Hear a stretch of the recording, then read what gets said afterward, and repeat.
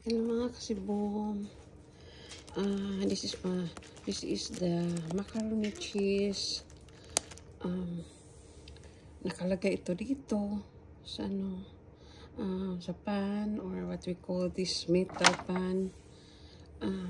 Para hindi masira, linagay ko sa mga ziplock at i-frozen ko ito mga kasibong para hindi masira, para kung gusto ko kumain, namimiss ko yung cheese, macaroni cheese. So I will grab in the freezer. I will get in the freezer. Then we have some here macaroni casserole.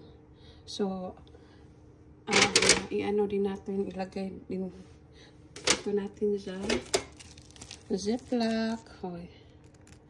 Ilagay din natin ito kagaya nito. Sinusopot natin mga kasibong. Sopot-sopot ng isa-isa.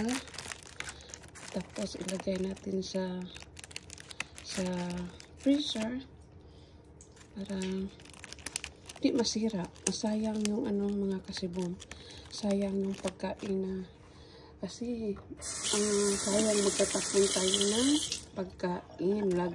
Palagi pa naman ako dito. So ngayon mga kasibong, naisipan kong ziplock ko. Buti naman mga kasibong, naisipan ko to. Kasi, oh my God, maraming beses na ako nagtatapon. So, thanks God, nakaisip ako ngayon to put in the ziplock. So, here lang mga kasibong. Ito rin ang isusunod natin, yung corn casserole. Thank you and bye-bye.